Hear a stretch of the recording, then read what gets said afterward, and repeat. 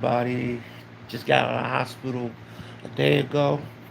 Back on the scene, back on YouTube, about to play some Streets of Rage probably a little later on. Throwing a little bit of, Capcom versus Marvel. Um, yo, we need to talk about this. Now, we really sorry about the hair and everything, you know what I mean?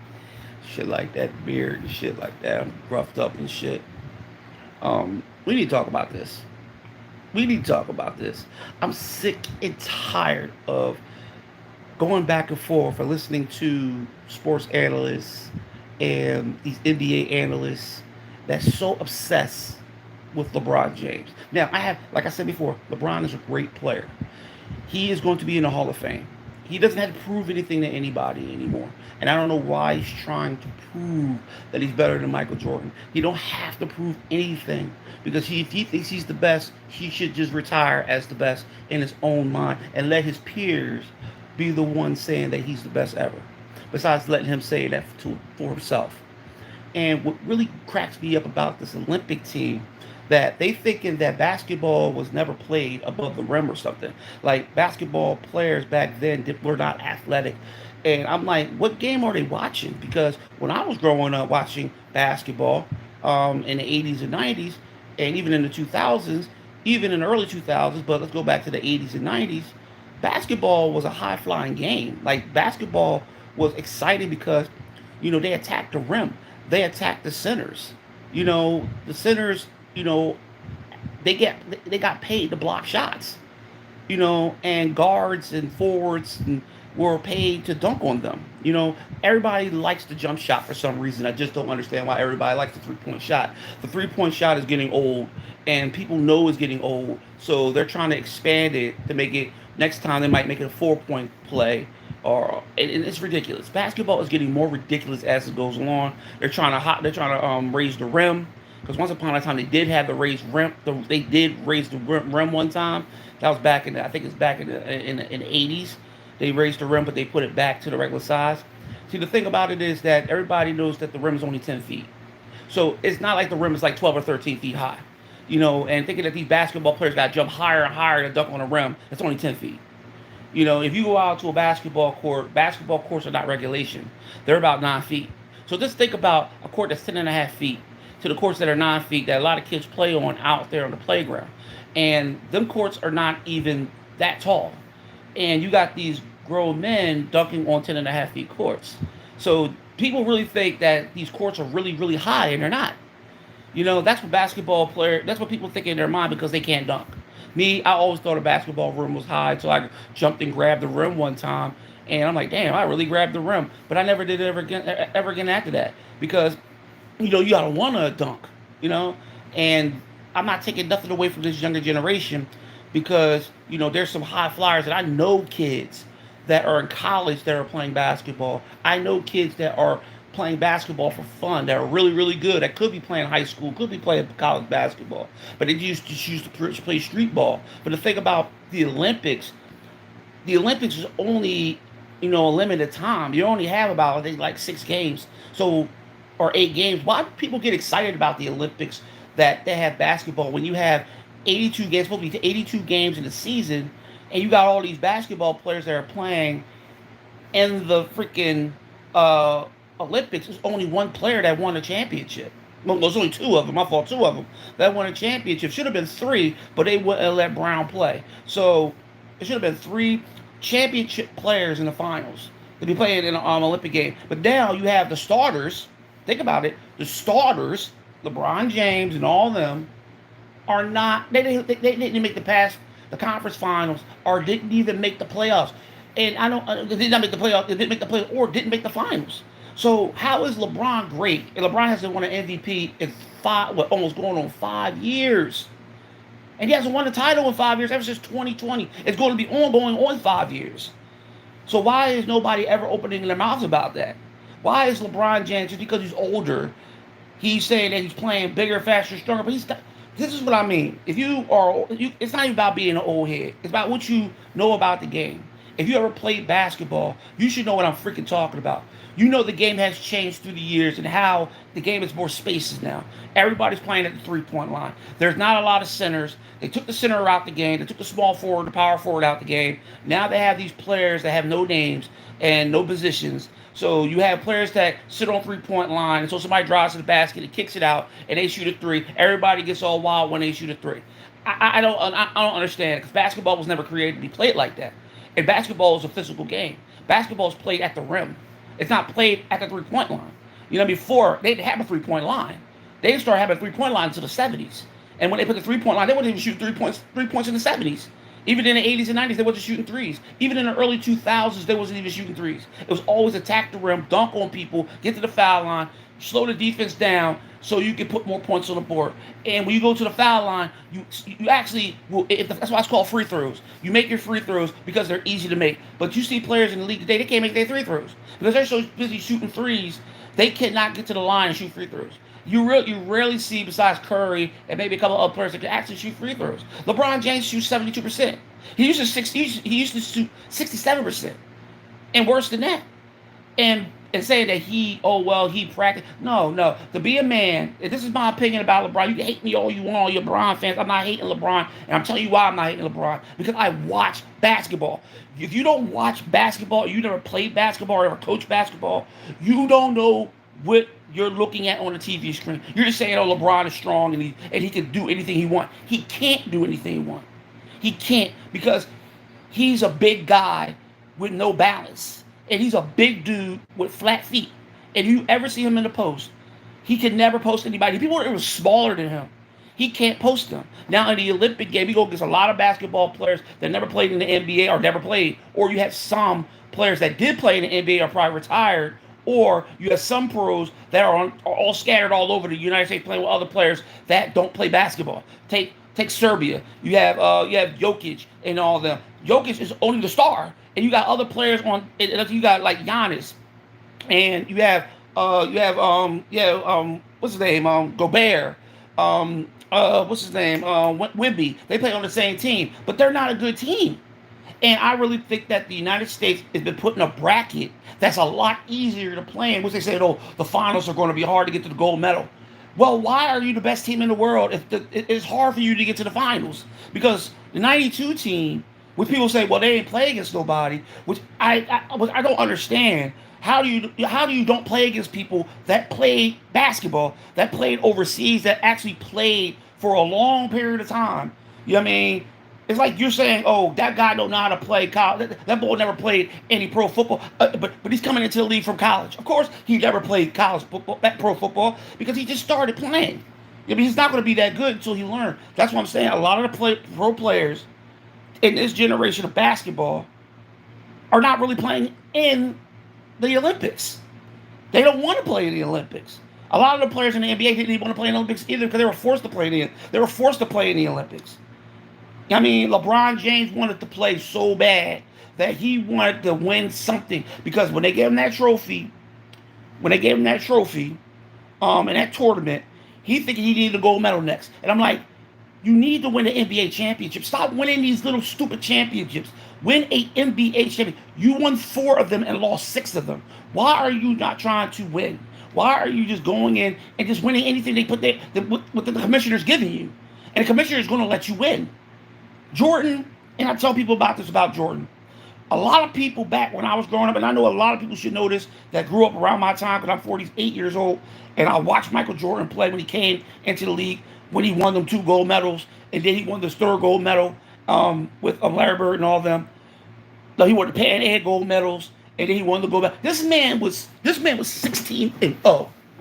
Jordan is 16-0 in overseas play. LeBron, I think, is 10-4. Just think about that. And Jordan only played on 3 teams. He played on a Pan Am game. He played on the rookie game. He played on the Olympic team when he was a rookie. And he played when he was in his prime. So just think about that. LeBron played on 4 teams. And he only won a bronze. I think he won a couple of bronze. And he probably going to win the 2nd gold medal. But they're saying that he is better than Jordan. It just blows my mind. Jordan's a guard. LeBron's a forward. Jordan's 6'6". LeBron is 6'8". Jordan was 198. LeBron is 260. They're two different positions. You can't compare two different positions with each other. You can't take a little small ass buggy and say the buggy is going to, be better than the big truck. But I believe that this buggy can do more than the big truck because guess what? The buggy takes less gas than the big truck. So just think about Jordan in his prime. That's like a lot of these young kids never seen Jordan play in his prime. I mean, not when Jordan was in his 30s. I'm talking about when Jordan was in his late 20s. This is when he won MVP. This is when he won Defensive Player of the Year. This is when he was doing things, leading his team in blocks, rebounds, and assists. Which they keep on talking about Scottie Pippen. Scottie Pippen didn't start leading the league in things until later on in his fucking career. And Scottie Pippen wasn't even that good when he was drafted. He came out of Arkansas. He wasn't that good. He never even started. And people talking about he's better than Jordan. Well, y'all need to look up your statistics, and y'all need to start thinking about where Pippen came from. Pippen had back surgery when he was a rookie. So Pippen really didn't start. Pippen wasn't the starter, it was Brad Sellers. Look at Brad Sellers. Brad Sellers was a good player. The only thing Brad Sellers was getting in foul trouble all the time. And Scottie Pippen was getting in foul trouble all the time. That's why when Phil Jackson came in, which a lot of people keep talking about Phil Jackson's a great coach, but without Tex Winters, Phil Jackson would never have been a great coach because he took Tex Winters everywhere with him. And that triangle offense was created by Tex Winters. He used that when he was coaching college. And he was winning with that same offense when he was coaching college. So please stop talking about how if Michael Jordan didn't have Phil Jackson, he would have never won. If Jordan never had Tex Winters, he would have never won. If he was never put in a triangle offense, Jordan probably never would have won a championship. He was put in a position in a better offense to win. That's why Kobe Bryant and Shaq, same type of offense. They were put in a better position to win, to play in the triangle. But let's go back to the Olympic game. They're talking about great Steve Kerr is a great coach. To me, Steve Kerr is not a great coach. Now, and I'm going to tell you why.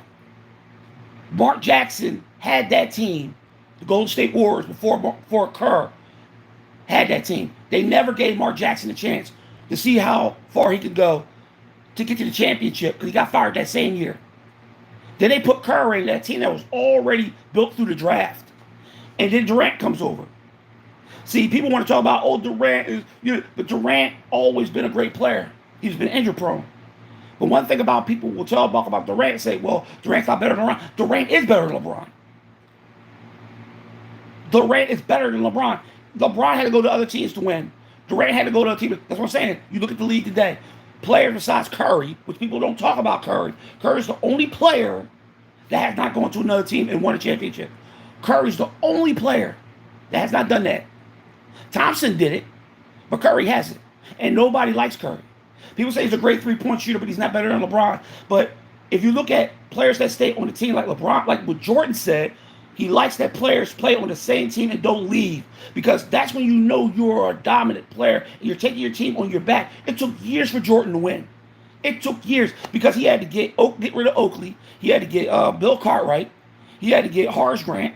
He had to get B.J. Armstrong. He had to get these players to play with him because he needed role players. Jordan was the best player on the team. Pippen was the second best player on the team. And Pippen only averaged 16 points a game and about 6 rebounds a game. Jordan averaged more rebounds than him. Jordan averaged more blocks than Pippins. If you don't believe me, Jordan both times led all guards with 200 blocks in both years. No other guard ever done that. The only one that almost did that was Dwayne Wade. We can go on and on what Michael Jordan has done through his career. And even on that Olympic game, I don't give a fuck what anybody say about Michael Jordan. Jordan really didn't score that much in that Olympic team because Barkley led the team in scoring. I think he averaged like 14, 15 points a game. They didn't have to score that much. But each player on that team averaged 8 points a game. Just think about how that is, man. The team that y'all love so much only averaged 7 points a game. The 2004 fucking Olympic team only averaged 7 points a game for each player. Even though Durant leads the team in scoring. And it's crazy how a player comes off the bench like Barkley leads the team in scoring, but they don't talk about Durant. They talk about LeBron because Durant's the best player on that team. He always been the best player on that team. That's why they didn't want him to start because they want Durant to be the one on the bench so they can idolize LeBron. And it is sickening. They're saying this team is better than that 92 team because of their depth. Like, are you serious? It ain't because of depth. Basketball ain't about depth. Basketball is about offense and defense. Who has a better team to win? It has nothing to do with how great your team is as, oh, you got these great players, because great players lose. Look at all the Olympic teams that played that were American, that were pro teams that lost. Now people saying this team is the best team ever. No, they're not. They're not better than the 92 team. They're not even better than the Dream Team 2. And nobody talks about Shaq. Nobody talks about Jason Kidd. Nobody talks about that team. They talk about the Dream Team and this team. But that other team, people say that other team probably can beat the Dream Team. But nobody gives any respect to the Dream Team because they want to just kick the Dream Team out of the way because they want a new team to come. This team right here, they're playing just like how the Dream Team played. They're playing against easier teams. They're not playing against anybody hard. Okay, they almost lost to Sudan. See, but they took them lightly. Sudan should have beat them. You know what I mean? Serbia could beat them. I think his teams in right now could beat them because the United States players are stuck up. They're arrogant. The players back in the 92, they just swept right through everybody because they know, why the hell we're going to just stay here and let all these teams beat us. Basketball is a game that should be played with a team, not just one individual player. And every time I watch LeBron James, they talk about LeBron James like nobody else plays on the damn basketball team. Why they don't talk about Curry? Curry is one of the greatest, probably is the greatest shooter of all time of outside threes ever. But they don't talk about him. They talk about LeBron. You got Anthony Edwards, a young motherfucking star coming up. Nobody talks about him. You have a man that won the NBA championship. He just won it last year. They don't even talk about Tatum. They don't talk about, they talk about Holiday, but they don't talk about Holiday by saying how great Holiday is. Holiday is one of the greatest defensive players in basketball. They don't talk about because they don't want to talk about. They want to talk about LeBron because they want LeBron's name to be the one that everybody can just overshadow Jordan's. Why are you overshadowing Michael Jordan's name? Just because you want your player to be the best player of all time. Okay, your player's the best player of all time only in your opinion. But don't try to trash everybody else's opinion of a basketball player that they watched. It's like people saying, oh, why are you going to trash Bill Russell? Because people like to trash Bill Russell because nobody ever seen Bill Russell play. Or will. I mean, or Jerry West. Or Elgin Baylor. All these players, they never are King. Or any of these players.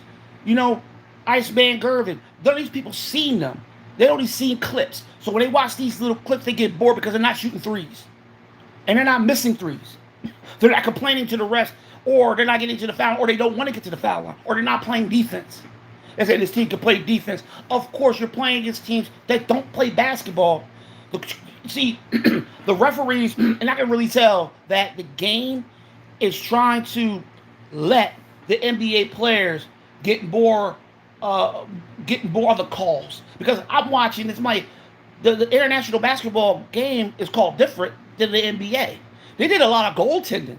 I'm like, the international game is called a lot different. So why they're allowing the Olympic team to do anything they fucking want? Because like I said, David Stern has power over the Olympics. He has the power over the Olympics too. He can say, I got the Olympics. I got my players coming in here to play. Y'all need to let my players win. I think they're letting them win. Because I believe a lot of these teams can come out and be physical with. See, the thing about it is, these teams can't be physical with the United States. They say, oh, they're all tall. But you got to understand, these United States players, they get really, really, arrogant. They start thinking they're better than everybody. And they end up losing. Now, if they win, okay, they win. But they're not going to be They're not going to be better than the Olympic team because the Olympic team beat teams by 60 points. 60. This team only won, I think, 2 games by 20. That's not blowing somebody out. Even in the NBA, that's not a blowout. If you're beating teams by 20 in the NBA, that's not a blowout. People want, you got to blow these teams out like 40, 50 points. Like the old 92 team. They used to blow out teams all the time. And there'd be some great players on the team, like Tony Kukoc and a couple other players that came into the NBA that were real great players that are probably Hall of Famers. You had all that team from top to bottom that were all Hall of Famers. But they're saying that these players are going to compare to Patrick Ewing and compare to David Robinson. I mean, you think two 7-footers is going to let a small forward beat them to the basket? I don't think that's going to happen. I really don't think that. And how long Patrick Ewing was, and how physically strong David Robinson. So that's why I saw about these young boys. Y'all never see these guys play, and how physical, imposing they look. These guys were huge. Patrick Ewing was nearly 300 pounds. David Robinson was a solid about 240. And he looked like a forward. He looked like he looked like a guard, but being 7 foot. I could put another couple of people in that joint. I mean, everybody talking about Magic Johnson. Okay, my Magic wasn't in his prime. So the fuck what? Magic Johnson was still averaging at least about 10 assists a game. Larry Bird really didn't have to do anything. Because nobody can stop Larry Bird, even though he had a back problem. Larry Bird was the smartest player on the floor, dog. If you ever play against players that are smarter than you, I always tell the younger generation, you play against older guys. That's why these younger kids hate playing against they hate playing against older people, because we're smarter than everybody else, because we know we pick our spots. Larry Bird don't have to do nothing. He don't got to drive the basket. He don't got to do all them fancy moves like y'all want to do, all these crossovers like Kyrie. All they had to do is just take one dribble, shoot a jump shot, and make it, and then back up and go and play some defense. And Larry Bird was still grabbing rebounds with a hurt up back. Scottie Pippen was playing with a back injury, because Pippen was going to have surgery off that offseason, but he played the Olympics, and he's playing with a back injury. And Pippen was still doing this thing. And I could go on with John Stockton. I could go on with Karl Malone. Karl Malone was a beast. You talk about fucking LeBron. Look at Karl Malone. Karl Malone was a beast. The motherfucker second all-time in scoring. He was a beast. He could have broke the record if he would have came out of college a lot earlier. I mean, he played 4 years of college, and he still was second all-time in the league in scoring. That's crazy. I mean, who else you had on that team? You had Charles Barkley, one of the most dominant rebounders of all time. Him and Dennis Rodman are both probably twins. They are dominant. He averaged like 9, and I think Robin averaged over 12 sometimes. Look how dominant they were. Barkley was a physical, composing player, and he did not like anybody. So you think he talks trash? You think these young players can take players talking trash to them or being physical to them? Think about that. Just think about them playing against that Olympic team, playing against Michael Jordan that talked trash all the time, Larry Bird that talked trash all the time. You know what I mean? Barkley talked trash all the time and always will smack the shit out of you or punch on you. I mean, they didn't give a who you were. You know what I mean? Just imagine Jordan talking shit to you, shoot a fadeaway shot on you, telling you this is my spot. You know what I mean? You reach, I teach. My Larry Bird, all backboard, off glass. I'm going to shoot from over here, off glass, and you're going to look like an asshole. Backboard, off glass, walking down the court, still talking shit. And talk about everything about you. Talk about everything about you. And you up there like, man, why is he talking? Yo, ref, why is he talking trash to you? Because you know these players today, they don't like nobody talking trash to them. You see what happened to LeBron in the finals when, what's they called him, the B? He complained to the referees, and guess who got suspended? Guess who got suspended? Draymond, for calling him a bitch. And everybody know that. Flopping in the NBA won't exist if you go by rules. You got all this flopping. You got all this traveling. You got all this, people that can't make foul shots. You can't shoot a jump shot because nobody shoots jump shots anymore. Everybody wants to shoot 3-pointers from half court. And everybody wants to, every kid I have seen want to shoot a 3. Every kid. Curry messed it up. Because the league used to be more of a basketball game. You used to cut to the basket, do backdoors. You used to high screen, low screens. You would do anything to get the ball, or you would. And they don't even trap anymore. They don't trap. They're always switching all the time. So how is this Olympic team going to beat the '92 team by switching all the time? It's going to be all mismatches. And I'm going to tell you something right now. The '92 team don't switch. They'll double. They'll trap. And once they trap, they'll get the ball. Because number one, a lot of these players don't know how to handle the ball real well. LeBron James on a fast break. That motherfucker's trying to throw through 3 people and he turned the ball over. And you hear Dwayne Wade talking how great he was. How you gonna talk about somebody that turned the ball over 6 times in a game? 6 times. He leads the Olympics in turnovers. He's the all-time leader in turnovers, and nobody talks about that. He's an all-time leader in scoring, but he's an all-time leader in missing foul shots and all-time leaders and not making a perfect pass because he wants to be this Magic Johnson, which he's not.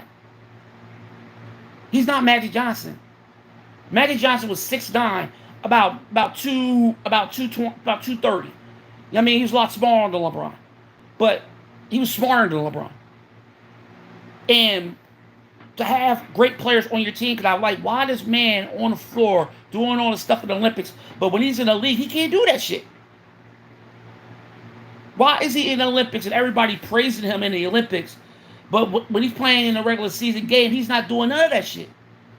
He's turning the ball over. He's missing games. I mean, he's always freaking hurt. He always getting hit in the face and he's falling on the floor like somebody kicked him. He's always a complainer, complaining to every freaking referee in the league. He wants all these players to play with him. He wants all these superstars. When they don't get him, he starts to pout. Then he wants to leave because he was talking about leaving and going somewhere else if he didn't get his son. Now he got his son. Now his son like he was trash. Now everybody's praising him like he's God now because he's playing a good couple of games. But he's not playing against anybody. He's playing against little kids. He's playing against people that are not even going to make the fucking team. Oh, he's great. Oh, my God. He's going to win the championship. I started laughing when this boy said LeBron James is going to win a championship with the Lakers. I'm like, are you crazy serious? Are you serious? It's like you're saying Scottie Pippen's son's going to win a championship with somebody. Or Carmelo's son when he comes out in a few years. Or Shaq's son coming back into the league. What is wrong with people? What is wrong with these fans? What is wrong with media? They like to just go over, they just like to jump over players in the past because they want their players to be great. If your players are great, your players are great. And there's some great players that came out of the league after Jordan retired. But they don't talk about them. They don't talk about the Grant Hills. They don't even put Duncan in the top 5. And that motherfucker won top 5 championships. They don't even put Shaq up there. They don't put Kobe up there because everybody don't like Kobe anymore for some freaking reason. After he died, everybody's like, oh, we don't like Kobe no more. Oh, Kobe's not one of the best players of all time. He wasn't this, he wasn't that. And I'm like, what games were y'all watching? And half of these young bulls were kids when they seen Kobe Bryant play. They grew up watching Kobe. And now all of a sudden he's a bad player. All of a sudden, he's not top 5. He's not the second best guard of all time, which he is behind Jordan and Dwayne Wade. Are you serious? Something wrong with these people, man. Y'all want to make LeBron James the greatest player of all time, but he couldn't even guard Kobe. Kobe has a better record against LeBron. And another thing, every time Jordan and Kobe used to play against LeBron, Kobe used to guard him. And then LeBron was trying to guard Kobe, but Kobe would run right by him. Do fadeaway shots on a puff fake or make him jump, and he'll do a layup. Oh, he was young. That young shit. He dominated Jordan, dog.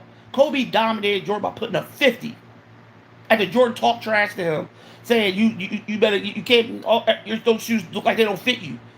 Kobe thought about that game for weeks. He marked that down on his calendar. Played against the Wizards and scored like almost 56 points. LeBron James never did that. LeBron James never came out and said, I'm going to score like 50-something points on somebody. No, he has not. On a player that scored 50 on him. Because there's players that scored a lot of points on LeBron. Because LeBron's not a great defender. And I keep telling he was the best. I'm going to tell you the best time I liked LeBron when he was a great defender. When he played with Miami. And after that, I don't know what happened to him. Because he had Dwayne Wade on his team. Because Dwayne Wade was a great defender. I mean, and he had Chris Bosh. Because Chris Bosh was a great defender. Because he was averaging like around 20-something points a game. And I think around 11 rebounds. But nobody wanted to give them two players any respect. And he had Chalmers too. And Chalmers was a good defender. And nobody wanted to give them any respect. I mean, because Ray Allen saved his career. Because if he didn't hit that 3, they would have never made they would have lost the finals against the Spurs. He got swept twice. But people say, well, Jordan got swept. Jordan got swept in a regular fucking playoffs. And he got swept in the first round. Not the finals. Not the championship round. Jordan got swept in a round that was, honestly, remember, they didn't have 5. They didn't have, I think they had the best of 5. I think they had the best of 3. So think about that. Jordan was playing against Larry Bird. That 86 team was the greatest team of all time. Think about that 86 team. And all y'all young people need to go and watch that 86 team. How great that 86 team. They had 5 Hall of Famers on that team. And Jordan was the only Hall of Famer on that Bulls team. Then, well, why do you care? So why did LeBron didn't carry that motherfucking Cavaliers team back to the finals? You know why? Because he couldn't get back to the finals. Because he started bitching to complain about, oh, they didn't give me no players. But when he left and went to get players, he struggled. He lost the first round. He lost in the finals every time. The 2 times he went to the finals, he lost. And then after that, he started complaining again. Then he wins the championship back to back. He leaves that team to go to the Lakers, win the championship on a team that really playing in the COVID era. Next thing you know, he hasn't won the championship and never won a final ever since, never won an MVP ever since then. But everybody think that he's the greatest player. He's 4-6. He has, I think he has a 23 and 24 and a 33 record, 33 and 24 record. No, 24 and 33 record in the finals. And he has gotten swept. No other player in NBA history got swept in the finals twice. LeBron James has. And he's 4-6. But nobody, he's a leading scorer of all time. So the hell what? Kareem Abdul-Jabbar was a leading scorer in the NBA history for a very fucking long time, going on 40 years. And people say, "Oh my God, he won the scoring time." So what? Karl Malone should have had it. Michael should have had it. Kobe should have had it. But they didn't want that. They wanted rings. But everybody don't care about rings anymore. All they care about stats. All they want to bring up how great LeBron is scoring all these points at being 40. Who cares? Why nobody talk about Vince Carter? Vince Carter was playing basketball at the age of 40 and playing very, very well, and he never got hurt. Why does nobody talk about Tracy McGrady? Why nobody talk about any of these other players that played in their 40s? What about Shaq? What about Jordan? Jordan played. What about Kareem Abdul-Jabbar? He won MVP. LeBron never did that. LeBron never won the finals MVP at the age of 42. Kareem Abdul-Jabbar did. And how you say he's better than Kareem? How you say he's better than Bill Russell? Bill Russell won 11 straight. Yes, he played only 8 teams. Who cares? You play to win. Everybody about what's his name, Herman, that used to play for the Eagles and coach. He said you play the game to win. You win championships. That's what you do in the NBA, just like you do in the NFL and like you do in the Olympics. You win that gold medal. Like you reaching for that gold medal, but you can't reach for an NBA trophy. But people are like, oh, I love LeBron, and I can settle with just 4 rings. Oh, if he wins 5, he wins 6, he's better than Jordan. Jordan's 6-0. What does that have to do with 6-0? Because you know why? 6-0 is very great. Just like 11-1 is very great. Because Jordan didn't lose a damn final. He never got swept. He never went to a game 7. And he's the all-time leader in average in the finals with 33.6. So think about that, with LeBron James only averaging 27 points per game in his fucking career. And yes, he's the all-time leading scorer, but that don't make a difference when you only have how many rings? 4. And how many losses? 6. How many times you been in the championship? 10 times. And guess who else been in the championship 10 times? His name is Kareem Abdul-Jabbar. Kareem Abdul-Jabbar been in the championship 6 times. 10 times. And he won 6 titles and only lost 3. He only lost 4. Magic Johnson been there 9 times. He won 5 and lost 4. Kobe Bryant been in the finals. I think he's 5-2. LeBron James is 4-6. He got swept also in the playoffs, which they don't want to talk about because they want to talk about how many times Jordan is 1-9. Okay, but when you get to that finals and you start winning championships in that finals, how many motherfucking championships you win? He won 6. I don't give a fuck. People say, well, Jordan can't beat LeBron. I don't give a fuck. Y'all crazy. Y'all crazy about that.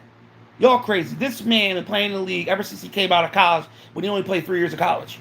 I mean, he won a national championship. He comes out winning gold medals. He comes out with all these accolades. Then he wins championships. He's considered as the GOAT and probably the greatest athlete of all time. But nobody want to give him respect because you got a man that's 40 freaking years old. They get all excited about him being this big, humongous guy. Because I believe people like LeBron because he's big.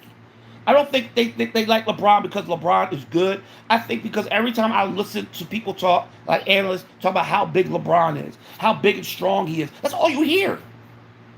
Shaq was a big and strong man. But you don't hear him talking about Shaq. Shaq dominated in the 2000s. Even though he averaged about, I think about 20, 26, 27 points a game, the same about I average about LeBron, averaged like 27 points a game. But Shaq was a big guy. Shaq dominated the league. I mean, this man played against centers. And this is what I don't understand. If you're playing in a league that has no centers, you're getting all these easy points because everybody is opening up the lane for you and getting easy shots. How's that better than the 90s? When you had a lane was more clogged and you really couldn't get to the lane because if you got into the lane, you get your shot blocked. Or they had their hands on you and you had to fight through to get to the basket, which that's basketball. Basketball is not letting somebody easily go to the basket because I see a lot of these young boys do that shit out here playing basketball. Oh my God, why are you touching me, old head? Oh my God, that's a foul. Oh my God, you can't do that, old head. I'm like, what kind of basketball games y'all be playing? What basketball? Y'all be playing this AAU learning how to shoot threes? That's all y'all do is learn how to shoot threes. Yes, I know a lot of guys that love to dunk the basketball and don't care to go into the lane. And they be like, yo, why these, even the young bucks be asking me, why do these young boys play so soft?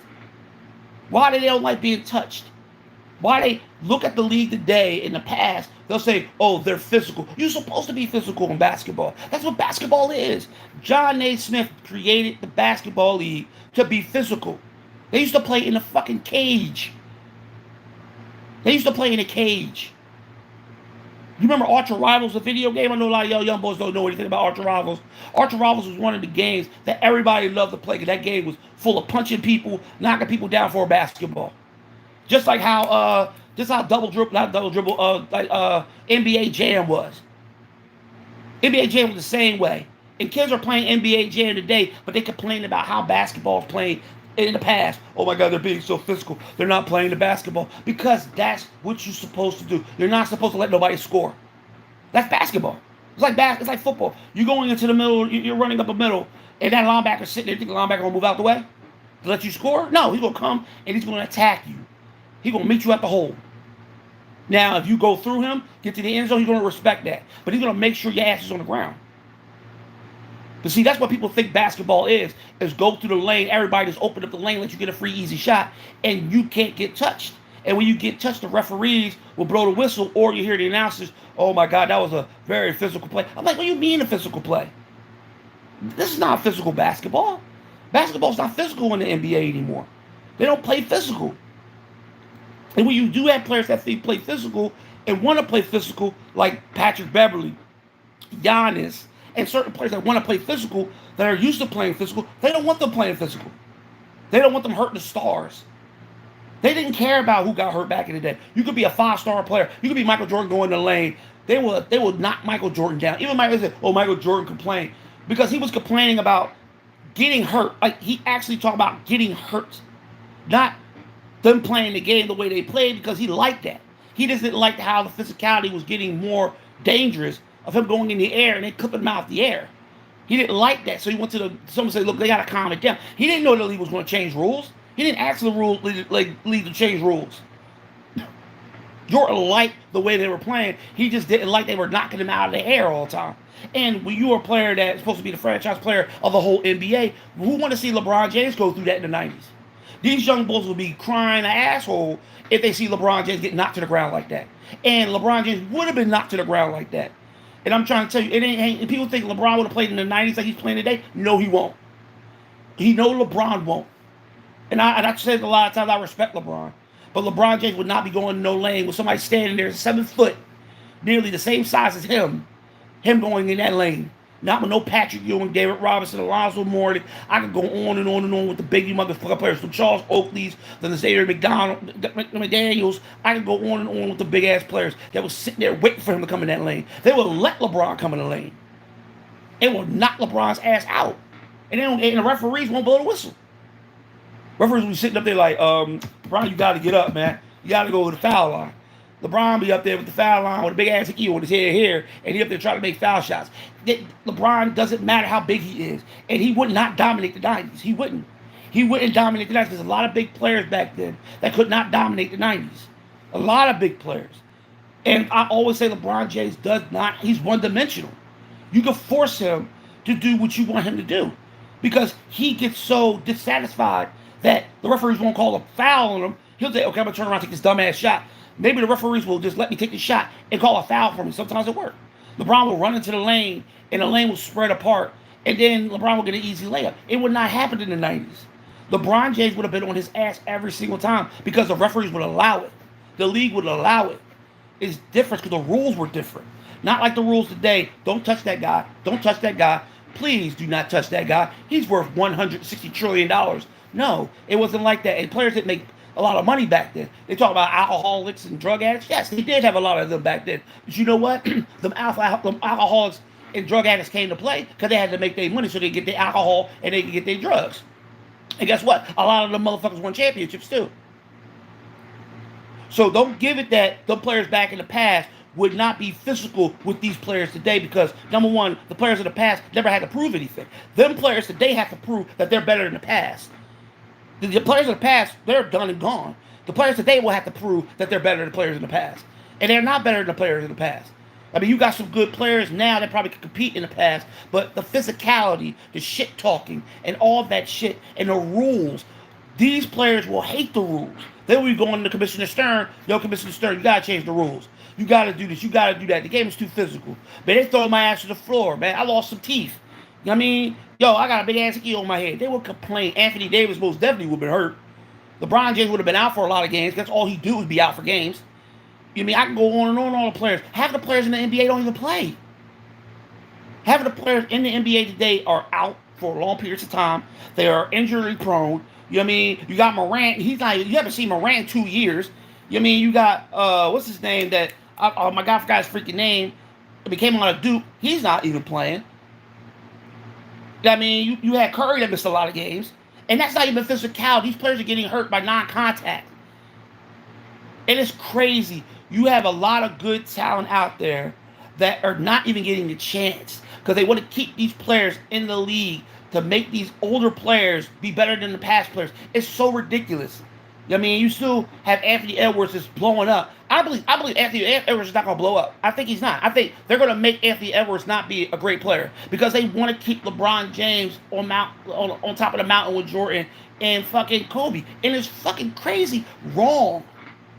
LeBron James is not in the top 5. He's not. He's just not. An all-around, you know what an all-around player does even when he gets older? Number one, LeBron never changed his game. He still plays the same. He never got a post game. He doesn't shoot a jump shot. I never see that man shoot a jump shot. I see LeBron shoot threes. And he has the weirdest jump shot I have ever seen in my life. He doesn't shoot great at foul shots. He's not a great clutch shooter. Not a great clutch shooter. Because he wants the ball, but he'll pass the ball to somebody else to shoot the shot so he won't look dumb when he misses. And he can blame the other player for missing the shot. Or the media will blame the other player for missing the shot. That's bad. For you to be the GOAT, and you to be the best player in the world, you're sitting there with the basketball in your hand, but I got to give it up to this guy over here because he's closer to the basket. But you're supposed to shoot the ball because the player that's standing next to you is waiting for you to shoot the ball. But you're shooting the ball and you miss, or you airball, hit the ball on the side of the backboard. And he did that a lot.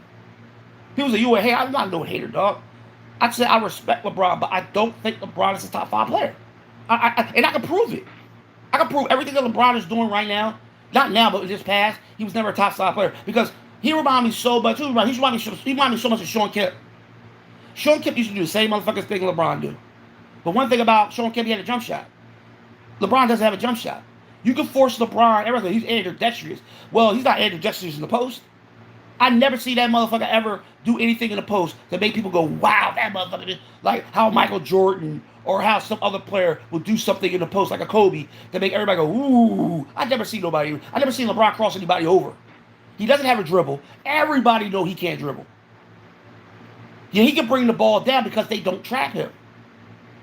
I watched LeBron James bring the ball down. LeBron will come down the court with the ball by himself. Nobody will guard him. They'll play so far off of him. Because that's all he do is stop at the 3-point line. Because they always play him through the 3-point line. Because that's all he stops at. He doesn't go anywhere else. And when he cuts, he always comes back to the 3-point line. And this is what he does this all his career. And when he does get in the post, he always have a mismatch, and he doesn't take advantage of that mismatch. He'll stand there with the basketball, he'll look around, or he'll do that slow ass turnaround and shit on his pivot, and then he'll do some weird shit, do some crazy ass fadeaway and miss. But they'll say, "Oh, that's a great shot from LeBron, dog. Oh my God, that's a great shot. You see that shot?" And I'm like, "How the hell you talk about this man being better than Michael, being better than Larry, being better than Pippen, being better than all these other goats that played on that Olympic team that that actually competed against better players?" Now, I'm not saying there's no great players in this league, because there's some great players, but they're not getting enough. They're not getting enough. People are not saying nothing about them. You got these great players that are young, that are coming out from college or coming from the other leagues. There's a lot of good players that are coming from other leagues over here, not from overseas, but from the leagues that the NBA had. Nobody talks about it. They'll talk about the players that are playing. Back then, when I was growing up, the draft was the best part of basketball, because we couldn't wait to see players come out the draft. Today, they don't even talk about motherfuckers come out the draft unless they come from overseas. And they get excited when they see these players come over. Oh my God, Webby. Webby needs to stay healthy, because Webby gets hurt, his career is over. If he gets hurt, them feet he messed them feet up. His career is over. You're going to do the same thing as Yao Ming. Because Yao Ming is the same height as Webby, but Webby's more athletic. But he needs to put some weight on him. You can't play being that size. Everybody's, well, Kevin Durant. You see what Kevin Durant went through in his career of being hurt, of being that small. You can't play in the league being that small. Basketball, you need to gain some type of muscle. And you have a long endurance. So that's why they shrunk the game for a lot of these players to play like 60 games, 66 games, 70 games, because they know these players are not going to last through the whole season, because their bodies are not physically ready for the league for long term, like the players back then that had big bodies that could play long periods of time, because they played 4 years of college. A lot of these kids are playing 1 year, playing 2 years. They're coming from overseas, or they're playing in one of these leagues over in the NBA. So a lot of these kids are not ready to play in the NBA. So that's why they shrunk the schedule, so they can let these players get used to playing in the league. Then they'll probably put a couple of more games up for them to play, because the playoffs are going to be longer than the regular season, because it's more physical. That's why a lot of these players get into the playoffs. They struggle in the playoffs because of the physicality, and the referee blows the whistle less. And these players start complaining when they don't get the calls. Oh my God, why did he call a foul? Oh my God, why did I call? Referee got to call a foul for me. Why do you need a foul? Play through it. Coaches always tell these kids, you got to play through a foul. You got to play through it. You're going to get hit. You're going to get knocked to the floor. That's part of basketball. They're not going to let you freely get to the basket. You're not supposed to score easy. Here, go to the lane. Go ahead. You can score anytime you want. Go ahead. Because when you get to college, I believe college is the most physical league. Because once you get to college, they're going to be more physical with you. And not a pro, they'll probably be a little bit softer on you, because they're trying to keep, they're trying to keep their players healthy, because they're giving them all these players money. College basketball, they don't care. They play physical, because them players in college are trying to make a roster in the NBA. They're trying to be number one in the draft. And when you got all them kids playing in the camps, they're trying to make the team, so they're going to play physical. The NBA players, they don't play that physical because they make millions and millions of dollars. So why would they play? Why would they play physical? They're making millions. They got podcasts. LeBron James is a billionaire. And I see people getting excited that LeBron got 100 and something million. And the man, he's a billionaire. He's snatching up money, sitting on his butt, complaining about players that he don't have on his team, but he's a multi-billionaire. When Jordan was in the league, I think he made over $27 million. And that wasn't a lot of money, because Jordan was making endorsements, but he still made less money in the NBA than he did for. Pippen made more money than Pippen. Pippen made more money than Jordan, and throughout his career. And Pippen wasn't even the star. It just drives me crazy that when I watch people compare the Olympic teams against each other, just because you have players that are old, you think that they're not good because they're old. And this is what this generation has a problem with. This generation needs to stop thinking just because these guys are old, they can't play. Because I know old guys that can sit in a corner of a basketball court and shoot nothing but threes all day and make them. and you can't stop them from making them. You can put your hand in their face, you come over there, slap their arm, elbow, they still make all their shots and talk trash to you. I know old heads that can still dribble. I know old heads that can back you down and they have that grown man strength. Because I know a lot of these young boys play against these old guys and hate playing against them. Because they play with old men. You can beat an old head off the dribble. You can probably hit your shot, but you won't want that old head to touch you. That's why I hear a lot of these young boys complain when they play against the older generation, because they don't like them touching them. Because the older generation is more physical. Because they learned that not because they want to hurt you, they do it because that's the way they learn how to play. Because they learned how to play in Little League too. Because they had Little Leagues when I was playing too. They didn't have the AAU. They had camps. But they learned how to play the game. And these kids really believe, oh, just because you're old, you're not good. Are you serious? You got Hakeem Olajuwon still teaching the younger generation how to do post plays. And he's like almost 70 years old. He's like in his 60s. Jordan can still do fadeaways. Jordan at 50 years old can still fade away. 50. He can't get that height no more, but he's still shooting fadeaways. At 50. At 60, At 60 years old, he's still shooting fadeaways. Still doing reverse layups. At 60. And all y'all young kids thinking that these players in the past, just because they're old, they can't play, but they're smart. You got to understand the older generation how smart they are. They're not going to beat you with speed. They're not going to beat you with strength. They're going to beat you with their brain. They know where they want to go. You don't know where they're going. So they can put a 50 on you in a quick second. You're like, God damn, this old head get like 50 on me. Because he's smarter than you. Just because you got a better dribble, that don't mean that Michael Jordan couldn't steal the ball from you. Just because you got a great fadeaway, that don't mean that somebody like Olajuwon can't block it. Because LeBron's still 7 foot. His reaction is not the same, but he still know how to stay in the tube and jump straight up and block your shot. I see Dr. J dunk a basketball, and he was in his fucking 70s. Like young bucks really think the older generation can't play just because Larry Bird was older, and you had what's his name was older. Y'all gotta stop that, man.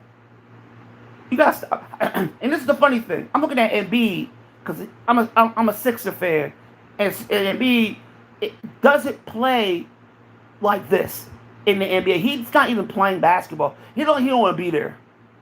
And plus, he doesn't have the spotlight. And I believe that he wish he would have played. I really think that he really is upset about himself not playing for his home team, which he should have done. Because they talk bad about him, and it's not fair. But they're going to do that, and this is real. You're in the Olympics and you're being criticized. You're being criticized. You're the best team in the world. You're supposed to be the most dominant team in the world. Your peers should be like, oh, we're going to win the finals. We're going to win that ring. Or we're going to win that gold medal. But you got social media and you got sports media talking down about every other player that's on the team except LeBron. Why? I'll never understand, because I'm not liking basketball too much, because basketball is not fun to watch anymore. It's dry. It doesn't have any substance to it. You want to see a good game. Half of the players are not playing. You got all this energy of trying to have these fans buy tickets, and they can't see their favorite player play. And a lot of the fans protect these basketball players. Like, these basketball players are gods. Like, you're a fan. You don't know these players. I see people threaten other people because of LeBron. I'm like, why are you threatening people? LeBron James wouldn't even look at you if he was outside walking past you to go into a hotel. He probably wouldn't even look at you. He wouldn't probably look your way. Yes, LeBron James got a couple of pictures of people, at the Olympics and all that kind of stuff. But see, that's different. He needs to do that. But a regular LeBron probably walk down the street, look at you, don't even know who the hell you are. They don't care who you are because he's a multi-billionaire. He's one of the most popular athletes ever. And he would not give a damn about you walking by. But these kids will jump on, oh my God, oh, how dare you talk about LeBron. Why do you care about what this man does in his life? He's a basketball player. You should be hoping that he wins a final or MVP or finals MVP. because he's a basketball player. I understand you're a fan, but these kids are wild about these. I mean, they don't even just like say, okay, LeBron's a great player. Man, I hope he wins the fight. You got people, you got these young generation threatening people over a basketball player.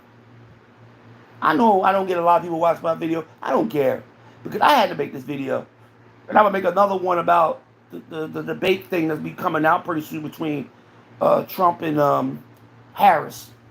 Um, and I might be doing some Eagles, John, too. Probably some NFL stuff, too.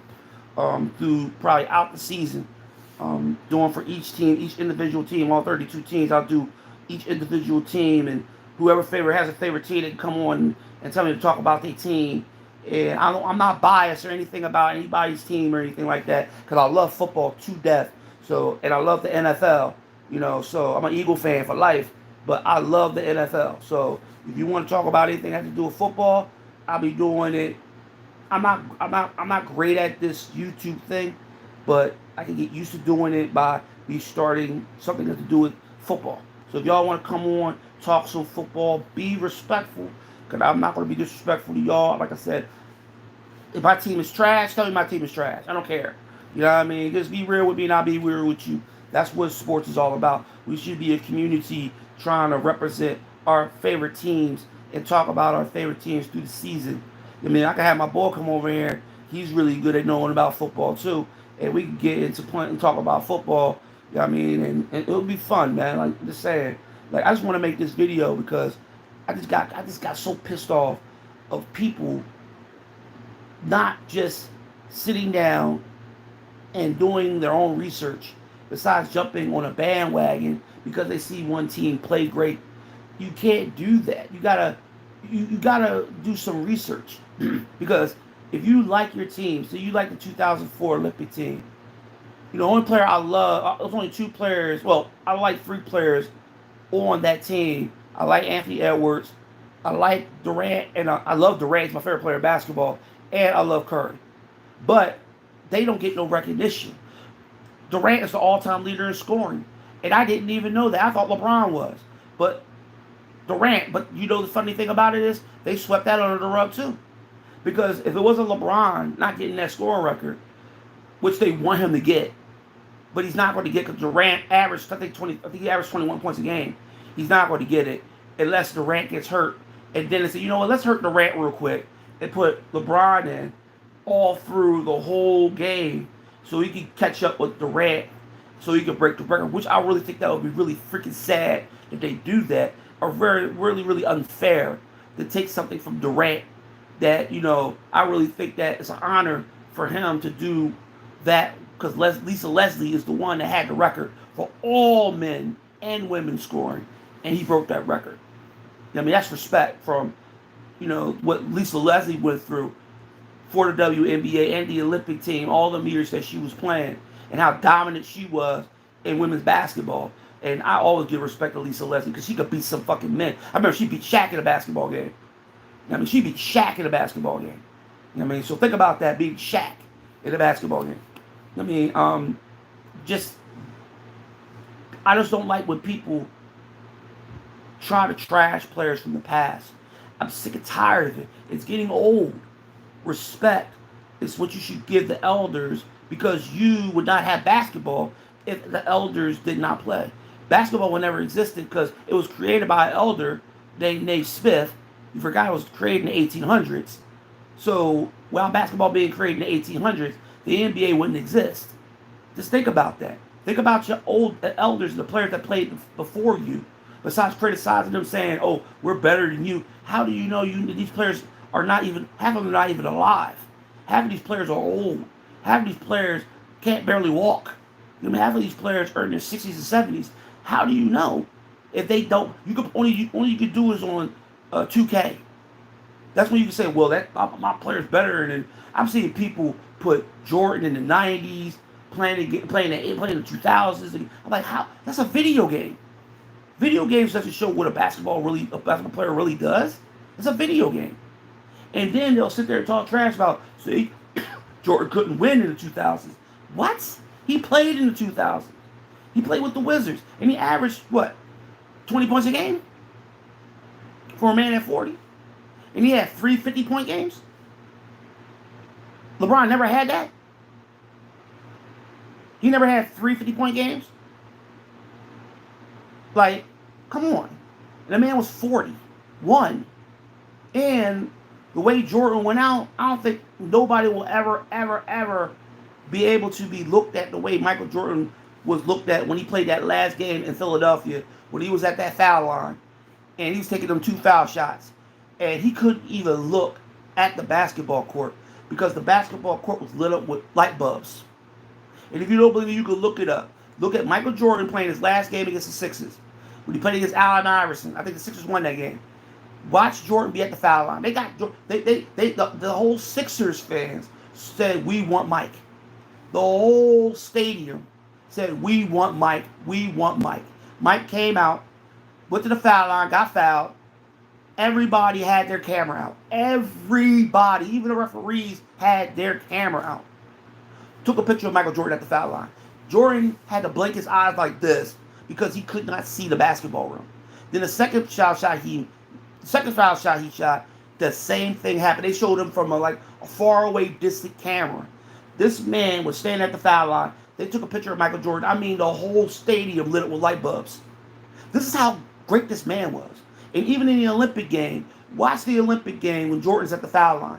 Jordan couldn't even look at the foul line, be at the foul line, because they took pictures of him, and it was so many different cameras flashing all over the place. This is the older cameras. It's not the cameras that we had today. Those are the older cameras that they were taking with the flash bulbs. Just imagine Jordan or any of y'all watching that game, like, God, that man is just something different. He's on a different stratosphere than anybody else, dog. And the things I have seen him do, even Pippen, Barkley, all these players I have seen just dominate their sport. And they never complain. They never complain. Barkley tore his knee up, said he had a great career and he retired. Didn't complain, didn't say, "Oh my God, my leg." No, he just got off the court, was helped off the court. He said he retired that same day. And he said he had no regrets. He didn't cry or nothing. Jordan didn't cry when he retired because they knew the game was over. They wasn't trying to stretch. Jordan came back to play not because he wanted to win a championship. He wanted to play basketball because he had nothing better else to do with his time. And, he came back to give money to he gave all his proceeds that he had to the 9/11 victims, parents, or family. He gave that money. He gave all his checks to them. So he came back not to want to win a championship because he tore his meniscus his first year with the Wizards. His second year, he played 82 games. And Jordan just played for fun. He knew he wasn't making the playoff. He knew he wasn't making the finals. He wasn't knew he was going to be MVP. He's like, fuck it, I might as well just play basketball.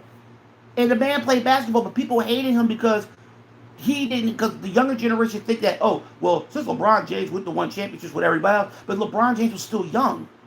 Jordan wasn't young. Jordan was playing with the Bulls for 13 years. So why would Jordan leave a team to go to another team to win a championship to prove that he's better than everybody? So he had to go team to team to team. No, he stayed with one team, won 6 titles, and the Bulls never won a championship after that. So, but they don't give Jordan respect because they hate Jordan so much. I don't know why you hate Michael. Nobody hates LeBron. People don't like what LeBron did. If LeBron James would have stayed with Cleveland and just toughened it out, because I really don't blame LeBron. I blame his manager. I also blame the people that sponsor him, like Nike and all of them. Were trying to force him to win a championship because they wanted him to win a championship quick. So he had to leave Cleveland because Cleveland wasn't that great city, that big city, limelight city like Miami. So he go to Miami, a big limelight city, to win a championship. Then he'll go back to Cleveland and win one because he'll win for his city. But hey, what's the point of doing that? You could have stayed in Cleveland, won a couple of titles, then went to Miami, and people would never fucking cared. But he got swept in the finals. Then he said, you know what? I'm going to play 3 years here. If I don't get nobody, I'm going to leave. You should have been like, okay, I'm going to stay. Kobe could have got traded to Dallas. He was about to get traded to Dallas. But you know what Kobe did? Kobe said, listen, just give me one player. And he got Paul Gasol. Everybody talk about Paul Gasol like Paul Gasol was this dominant dominant player. He was a great player, but he wasn't a dominant player because he was soft when he played. Because Kobe used to say he used to be soft. So when you playing with these soft ass players and you got a player that's an alpha male, what's the point? So Kobe had to toughen his ass up because when they lost to the Pistons, Winston was weak, and then they went on to play, the Celtics, and the Celtics was beating up on him too. And then he had to get him toughened up so he could play with him because you can't win championships by yourself. LeBron James never won a championship by himself. Never. Never. You can say he had 30, he had 39 and 9, but you still got to have another player that's 21 points. Because you had Kyrie Irving averaging almost the same amount of points as LeBron did. And Kyrie hit that last shot on on Curry. Nobody talks about that. Oh, they only talk about the block shot. That really didn't do anything for the game. It didn't change the game because Curry had the ball. He was the last one to have the basketball in his hand. But they always show that block shot like LeBron James won the game with that block shot, and he didn't because Kyrie had the ball last, and he shot that shot over Curry and won the game. But people want to talk about like no other player on the team did anything. You got Love that was, Love was hurt, but you still had role players. Chalmers played out. People don't even talk about Chalmers. People didn't talk about Ray Allen. People didn't talk about, nobody didn't talk about Bosh when Bosh was sick, and he was still playing ball. He was coming off the bench, and he was still balling. And even when Dwayne Wade was hurt, he was still averaging about 20-something points a game. But nobody gave Dwayne Wade any respect. Nobody wants to give Dwayne Wade any respect because Dwayne Wade already won a final MVP and a final, but they don't talk about that. Before LeBron James even came into freaking the NBA, Wade had a championship. And Wade did it in his second year. No, his third year. Yeah, he said he did it with Shaq, but Shaq was hurt. So you really can't bring Shaq, because Shaq injured, I think he injured his foot. Or he injured his foot, or something he injured, I think his elbow, or whatever Shaq injured. Shaq was hurt that whole series. Lonzo Mourning came in and played. And Lonzo Mourning played very well for an old head that was like it was old, he was in his 40s. He probably should have been MVP of that finals. Because he dominated that finals. Playing good defense, rebounding, block shots and everything. But nobody gives any respect to them players. Because you got to give respect to the players that always are going to out that are the stars. And really, you should. But you always know you can't win without another player. You can't. And in that Olympic team, like, you got all these stars, and you can't win. You can't win in a regular season. And you got to really look at it. Look at all the players that played on that Olympic team in '92. Did you know all of them went to the finals? Except, I think Chris Mullin, didn't go to the finals. Larry Bird, Patrick Ewing, Karl Malone, Scottie Pippen, Charles Barkley, Michael Jordan, David Robinson. Who else was on that team? John Stockton. All to the finals. And all played in the finals. Look at the players that played on what you call it. That's not many players that went to the finals. LeBron went to the finals. Booker went to the finals. Anthony Davis went to the finals. Anthony Edwards didn't make the finals. Who else is on that team that didn't make the finals? The young boy that comes off the bench, because they don't rotate that well. Curry went to the finals, but they don't rotate. They don't rotate their backups. They have a deep bench, but they don't play their bench a lot. They don't play their deep bench. They got some good players on there, but they won't play them. They only play them when they are blowing some team out about 20 points. They'll put them in because the game's over. Because they only got 10-minute quarters. So people thinking they're playing 10, 15-minute quarters. They only play 10-minute quarters. So by the time halftime comes, the USA is probably about 19. So they're not even playing their backups. And I'm like, why are they not playing their deep bench? Let them see these younger generation of kids come in. Because you even see Christian Laettner even playing some games in the 92 teams. Christian Laettner played. I mean, he got some clock. I mean, he was a college kid, and he played well. But this is what I'm talking about. You can't compare errors. You can't. Because if you try to compare errors, it's not going to work. to say one team's better than the other because they'll never play against each other. Now we can have our little fantasy. Oh my God, yeah, this team will beat this team. This team will beat this team. I don't believe, you know, in the way the game is played today, the way the game was played in the past. You really can't say who will win because we don't know because these players don't play no more, and these players today are still playing. And we'll never know. We want to have a fantasy. You can't fantasize about two teams playing against each other because you got to go by matchups. You got to go by rules. You got to go by what court you playing on. If you're actually really playing the Olympic game, or you just playing street ball, or you playing basketball in the NBA, but we're not going to ever never see that. We're just going to have this thing of, oh well, I think the Olympic team is better than this Olympic team because of size. I'm like, what? You can't say that because the players that played on the Olympic team, a '92 team, they were over 7 foot. Just because you can spread the floor, but how can you? Number one, I believe that the USA team and the '92 team will have a better advantage because they have to get they don't play 3-second defensive rules in the Olympics. They can stay in the paint and they can play man. They don't have to worry about LeBron going to the basket because it's going to be a man standing in the lane. So they won't get a 3-second rule. That's why I'm like, how can they sit there and say, oh, this team can't play? I'm like, well, LeBron has to drive to the basket. Curry has to drive to the basket. You can't shoot threes all the time because they're going to come up and take you off that 3-point line. Can you shoot a jump shot? Can you shoot it? Now you got Anthony Edwards that can shoot jump shots, but he barely gets the basketball. You got Booker that's a great jump shooter. Durant is a great jump shooter, but they barely get the basketball. Durant will get the basketball. He'll take a shot because he wants to take a damn shot. He gets the ball in the he's taking a shot. A lot of them don't do that. They'll sit there like, well, I got to pass the ball over here. I got to pass the ball over here. I got to pass the ball over here. No. Shoot that motherfucker. You're in the Olympics. Y'all waiting for LeBron James to pass y'all the ball. I'm just sick and tired of that. LeBron James is not a point guard. He's not a point forward. He's an average passer. He never led the league in assists. He never led the league in triple doubles. I think he led the league in scoring once. He never led the league in rebounding. He never led the league in block shots. He never led the league in steals.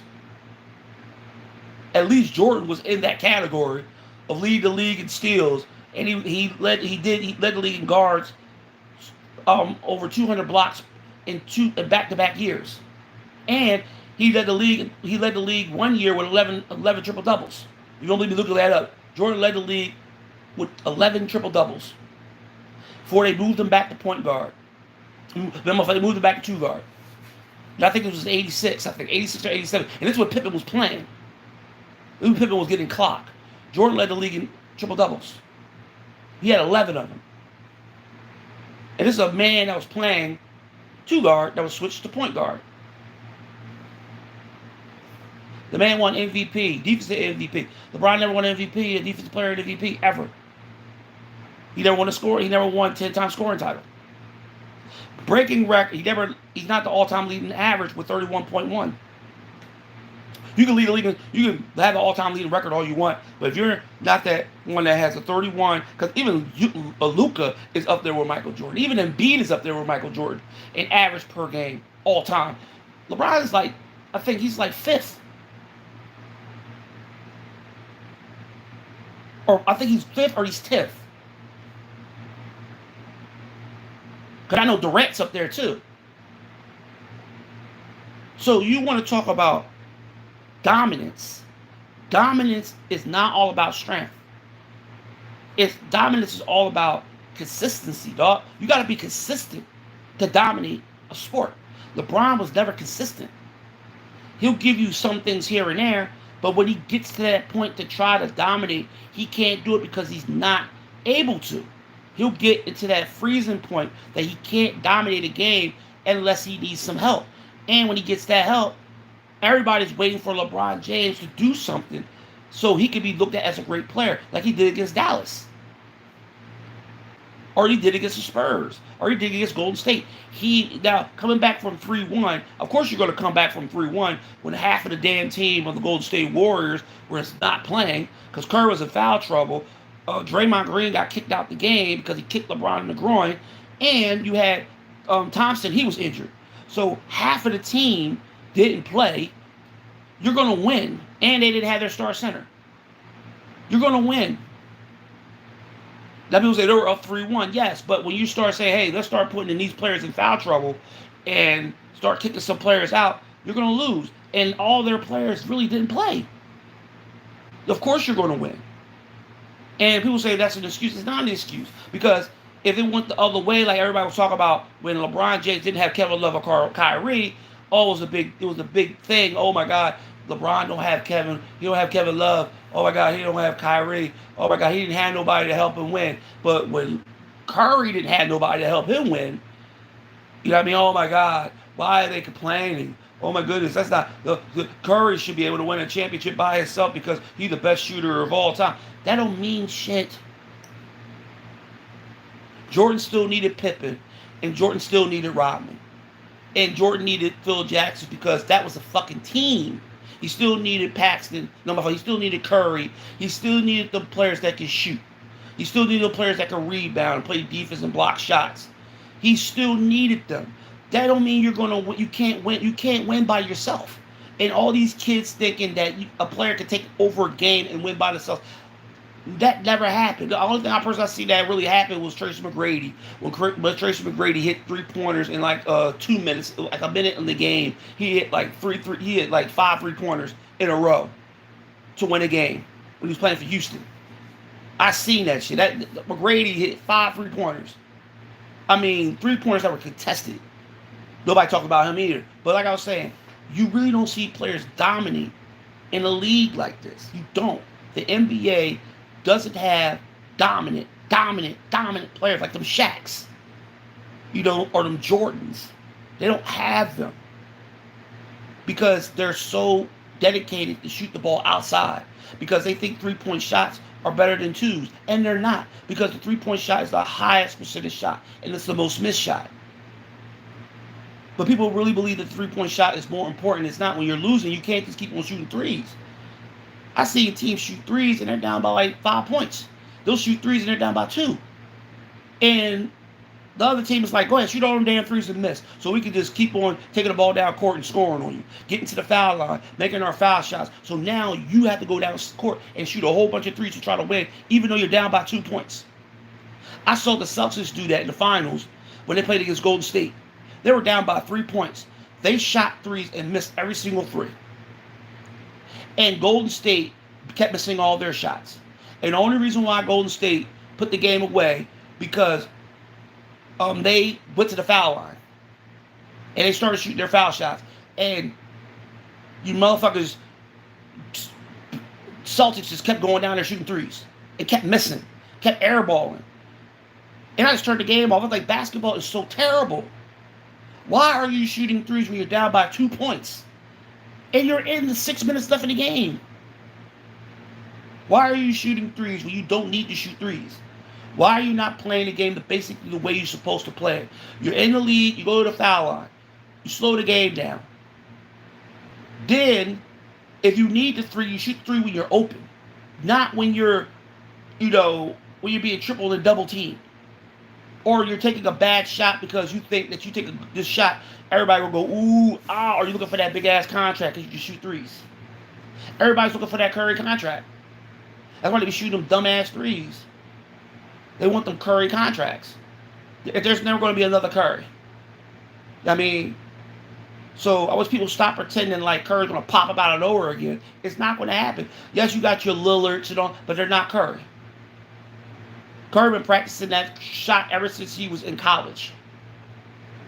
He was in Davidson. So that's the reason why I think that Curry is the greatest 3-point shooter. Not the greatest jump shooter of all time, because it's not a jump shot. 3-point shot is not a jump shot.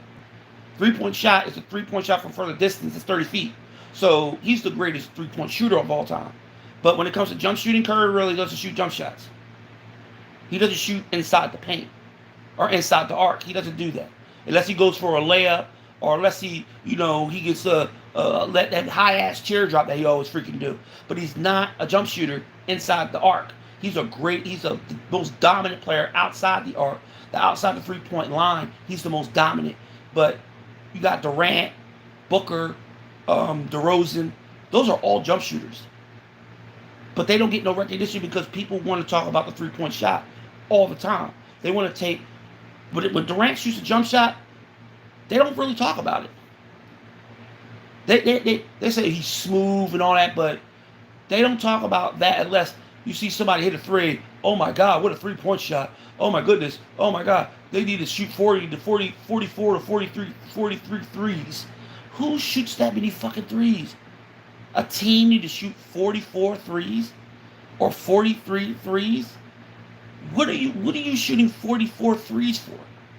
And your team can't shoot. Every team in the NBA can't shoot threes. And this is what they're trying to do. They're trying to make the teams that play in the NBA shoot a whole bunch of threes and thinking that this league is built on the three-pointer, which you got teams that are very, very low average of shooting threes. But they will tell them to shoot all these threes so the announcers can talk about the three-point shot. And because players like to shoot the three. They don't want to go in and go to the basket and try to get a foul, try to get the foul line, try to get 2 points from the foul line. No, let's shoot a bad shot, brick it. The announcer ain't going to say nothing. Media ain't going to say nothing. But they only will talk bad about the team if they don't shoot 44 to 43 threes. Oh, why this team is not shooting a lot of threes? Because you're not supposed to shoot a lot of threes to win games. They want to blow out teams and have a 130 to 140 point game like that's really special in the NBA. Because the 90s, they only scored like 90 points. Because they play fucking defense. And they rebounded. They block shots. They play physical defense. That's why a lot of teams didn't score. And players love to go to the rim. They love to dunk. They love to get them nice ass, crazy ass jelly layups like these kids like to say today, which I think is the stupidest name to call a basket shot. And it's called a layup. But they call it that because they feel like that is something of the new generation. And I'm sitting up there like, okay, Kyrie is doing layups. But it's a new thing for these kids. Because basketball is a physical game. If you're going for a layup, you know you're going to get contact. It ain't no going to the layup and you get free shots. That's why I see LeBron James don't attack the basket that much. And he's 40, and honestly, I believe that LeBron can score. When I first saw LeBron, I said LeBron could probably average like 40 points a game. But he doesn't. He averaged 27 points a game. And people say he's a passer. No, he's not a passer. LeBron James is a power forward that's playing point guard. If he would have played power forward through his whole career, I bet you LeBron James would have been dominant. But he played point forward. The gifts that LeBron could have had playing in the post, he could have dominated in the post, man. But he didn't want to. He wanted to be something else. He wanted to be Magic Johnson. He wanted to see that he could be better than Magic Johnson, which he's not. And he's going to break an assist record. He's never going to break the assist record. Because John Stockton has 13,000 more assists than motherfucking, what's his name? Mark Jackson. And Mark Jackson's in second place of all time in assists. And he's right, and Kidd is right behind him. 13,000. I think 13 or 14,000 assists furthest away from fucking Jackson. And he's never going to catch him. LeBron's not catching that assist record. He's not even catching the steals record. Nobody talks about John Stockton. Because they hate the young generation has for the older generation. Because they didn't play like this generation. This generation has their own ways of playing basketball. It's like Globetrotter basketball. Back then, it was more of archer rivals, physical basketball. And that basketball was great to us because we had that in hockey, we had that in football, we had that in baseball, we had that in boxing, we had all that physicality in them sports. We had it in wrestling, we had all the physical traits in them sports, and we loved it. Once they started softening up these leagues for money, that's when people and fans started distancing themselves from sports. Don't watch basketball no more. A lot of people don't watch hockey no more. A lot of people don't watch, even soccer was physical. I mean, all the sports that I used to watch were very physical. I mean, not just physical in the game, but also fighting. Clearing the benches. Doing stuff that makes the fans get excited. Mike Tyson, Riddick Bowe, Ken Norton, all these boxers that were actual heavyweights. You don't even see heavyweight boxing anymore. And if you do watch heavyweight boxing, these heavyweight boxers are not even heavyweights. They're overweight boxers. Then you're going to watch these small-time boxers like division featherweights or lightweights. They're showing that more than they show heavyweight. That boxing used to be a physical sport. We used to enjoy boxing. Even MMA is getting soft because they don't like. You can see the newer generation is really distancing themselves from the violent game because they're saying football is a violent game. I said football always been a violent game, and you shouldn't change football from being a violent game. It's like you're going back in time and you're going to Rome and you're saying, well, we need to change everything in a coliseum to have all these little cats out here and little poodles, and we're going to have these men fight these little kittens and poodles and not fight lions, tigers, and bears, or not fight the big-ass warrior that been fighting for decades. You're going to take him away and put in some scrawny-ass person to fight that's dying. You think people are going to come and see that game? They will boo the emperor. They want to see bloodshed. They want to see violence. That's what fans like.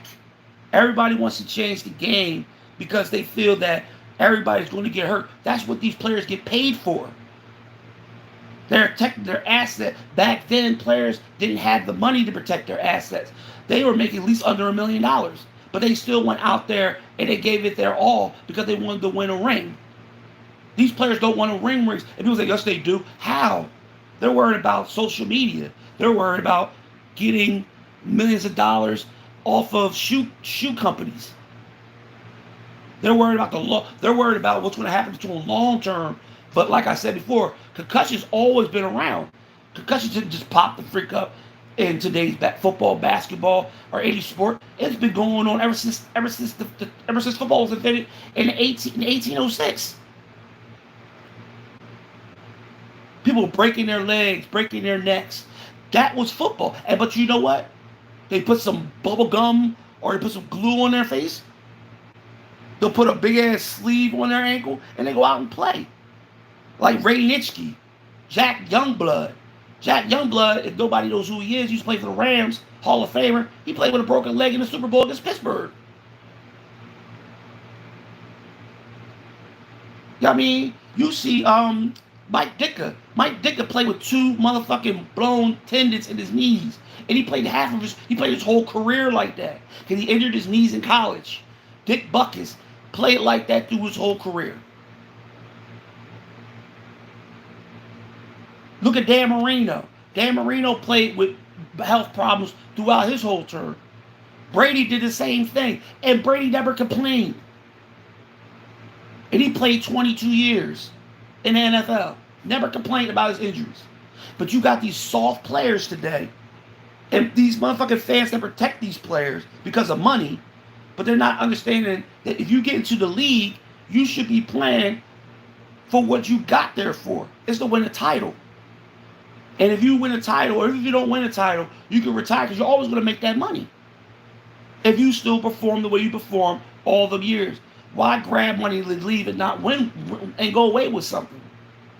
I know every player's not going to win a championship, but that's what you come in the league for. That's what they did in the past. But this newer generation just don't want to do that. And they hate the older generation because the older generation always talk about titles. It's not about titles. Yes, it is. That's what you get drafted for. That's why you're number 1 draft pick. You're number 2 draft pick. You get paid $100 million, $200 million. You're there to win titles. You think the owner sitting there doesn't want you to win a title? No, the owner wants you to win some rings. So he can put it in this display case. He wants them trophies to be in his office. He wants your picture to be, he wants you to be hanging, he wants your bust to be hanging in a Hall of Fame, John. What are you there for? That's why I like the Olympics, because them people in the Olympics, they want to win gold. They're out there to win. They're not out there sitting there, going there just to be going there. They want to win. They want to win gold. They want to represent their country and win. They want to be standing on that top pedestal with that thing around their neck and that gold circle, and they can talk about how they can go back to their country and be celebrated. Come on, man. Come on. Even NBA players today don't even think that way. They just go in and get a check and go home, and they only play 70 games. And all they do is complain about the money they don't get. Oh, I'm being traded to a bad team. I don't want to be traded. I'm being franchise tagged. Come on, man. Soft. Kobe used to call Dwight Howard soft. This league is soft. Because it's all about money. It is not all about trying to get yourself to be a legend. You know, you win championships, that's how you become a legend. Just because you got a lot of money, that don't mean shit. That's not going to be what they're going to remember you. They're going to say, oh, well, Curry made $200-something million 20 years ago. They're going to talk about Curry's rings. He won 4. He might win 5. If he wins 5, yo, you're gonna be thinking of talking about that Durant. I mean, you talk about that LeBron and Curry shit. If he wins 5 and LeBron doesn't win anymore, because they'll be talking about Curry's rings. And you think they're gonna be talking about LeBron's records? No, they're gonna talk about how many rings he lost. And they'll still be talking about Bill Russell. They'll still be talking about Michael Jordan. They'll still be talking about Duncan. They'll still be talking about Kobe. They'll still be talking about Shaq because they won rings. They're not going to be talking about LeBron James 1,000 years from now. Oh, LeBron James got the record of... Nobody cares. Nobody cares about the points. Because there's going to be somebody else who's going to break the motherfuckers. The game's going to get more easier and easier and easier to score, and somebody's going to put the same amount of points as LeBron did. Because they're not going to allow them... They're going to want to open up the game even more so players can get more points. And it can be more or less defense. So when you look at LeBron in a few years, they'll be like, well, he's still 4-6. What happened? Oh, we don't know. That you see, he's still 4-6. He's still 22 and 33. He's still got the worst finals record of all time. He's still the only player from, I think, ever since the 60s to ever lose 4 titles. No, to lose 6 titles.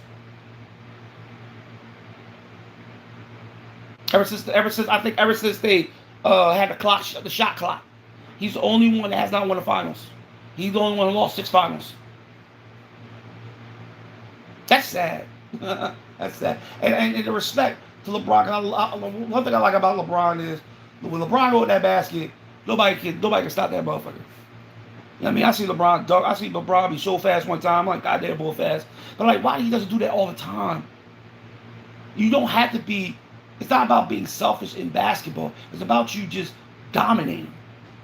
You want to be up here more than everybody that's underneath you. Because once you go to that basket, nobody's going to stop you. The man could have averaged 40 points a game. Everybody believes Shaq could have averaged like 60 a game. Because Shaq was dominating all the time. Every time he got the ball in the basket, that motherfucker couldn't be stopped. But see, Shaq got lazy. Shaq got money. Then Shaq started doing commercials and started eating and being overweight.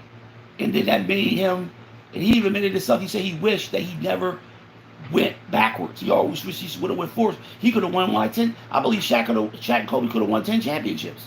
And that's not no over-exaggeration. Shaq and Kobe winning 10 championships. They could have done better than Kareem and Magic. That's how dominant they were. If Kobe and Shaq would have gotten along, and Shaq would have said, okay, Kobe, I got you. I'm going to work hard. I'm going to exercise. I'm going to be ready every season. And I'm going to dominate. They're going to win 10 titles. And Shaq and Kobe would have been the greatest duo, which everybody's thinking they still are, besides Jordan and Pippen, the greatest duo of all time. And they still could have been that if they would have just kept on playing. And Shaq and Kobe never got in that big dispute. And, you know, Kobe wanted them off the team, and he went over there to Miami. And he won a championship with Miami. But they could have won 10 titles. Not like how LeBron said, we're going to win 1, not 2, not 3, not 4, not 5. But he only won 4.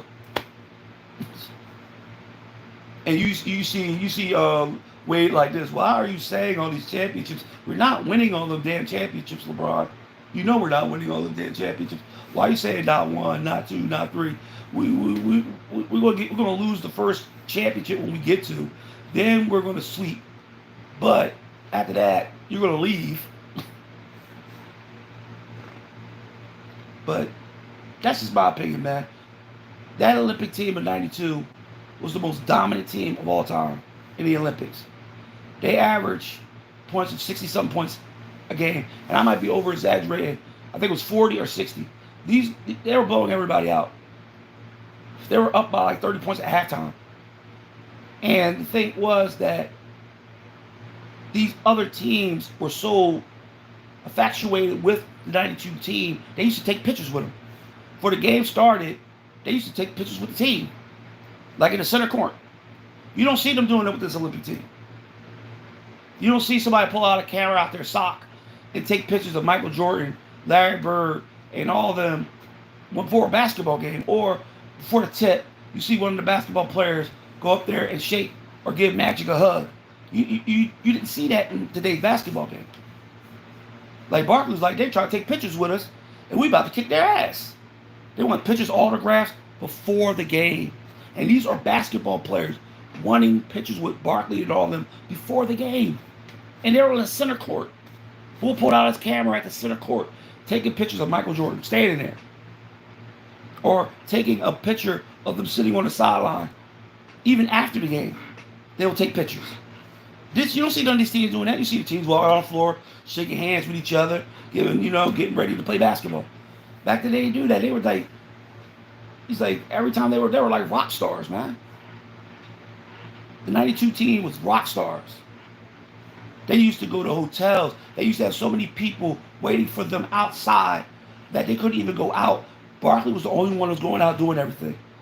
They couldn't even go outside and chill with their family because all the people wanted to see Michael Jordan and all the players, and get their autograph and take pictures with them. Or get a touch of them because they'll never see them again. And that team, that's why I was like, if you ever watch that the '92 Dream Team video, come on, man. You be like, God damn, they were rock stars. They're the greatest team ever. And it's not because of basketball. It's because of other things that they had done for the sport when they were out there in Barcelona. Like, they were out there. Like, they were, they were just, like, screaming for these players.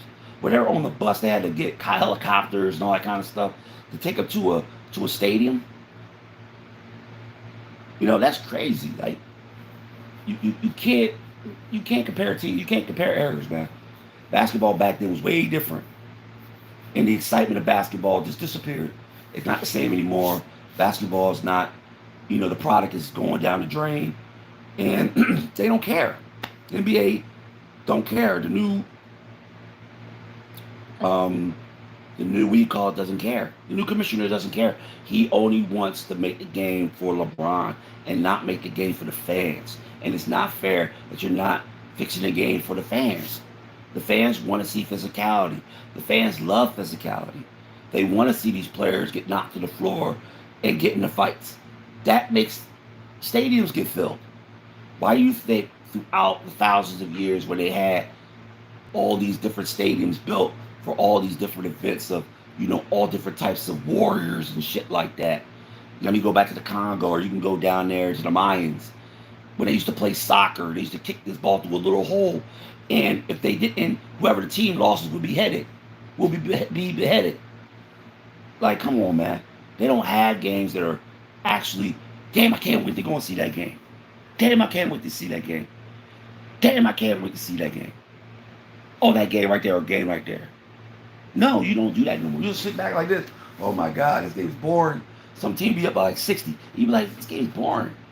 Referees blowing foul every 5 seconds and shit. Players are arguing with each other. Players fighting with this player, or fighting with this player, or fighting with this player. It's retarded. Basketball is not what it used to be, where the referees controlled the game. Players control the game now. Referees don't control the game. The pace is very weird. You know what I mean? Defense is non-existent. Coaching is. They don't even talk about the coaches on the sideline anymore. You know, they used to talk about the coaches all the time. They used to bring the coaches into the game. Now they don't talk about the coaches anymore. They don't give no energy on the sideline anymore. Players are all they doing is playing bottle toss and shit. You know, or they're getting mad because they can't come out on the floor. And their coaches tell them to go back and sit down. They get mad, want to get mad at the coach, and start complaining about the coach. This is what the league is today. The league is not exciting. And I know I'm not taking it away from this younger generation. You can have this basketball. You can have this. I had my basketball. My basketball was a long time ago. Really not a long time ago, because even in the 2000s, basketball was still great. But basketball is trash. Football is becoming that way. Baseball, all these sports are. Well, baseball is still a good sport. Hockey is still a good sport if you watch it. But these other sports are disappearing. Their product is dwindling. You know, you got players complaining about money. They're holding out. All this shit. It's not good for the fans. You know what I mean? Fans pay good money for tickets to go and see a game. Play thousands of dollars to see these players play. And they're not playing. It's not fair to the fans. And why do these fans protect these players? And thinking it's right to dog out these players, to dog out the fans, and get mad at the fans because the fans want to know why these players are not playing every game, even if it's 82 games. You had the players in the past, they played all 82 games. Never complained. Got on the bus, got up, and went to the game. Went to the arena and played. Yes, they got a little bit of check, but they still played. They still feed their family. Not like basketball today. These players are making hundreds of millions of dollars, and they think that, oh, I don't need to play. I can feed my family. But it's not right for the fans, because the fans are the ones who pay for the tickets.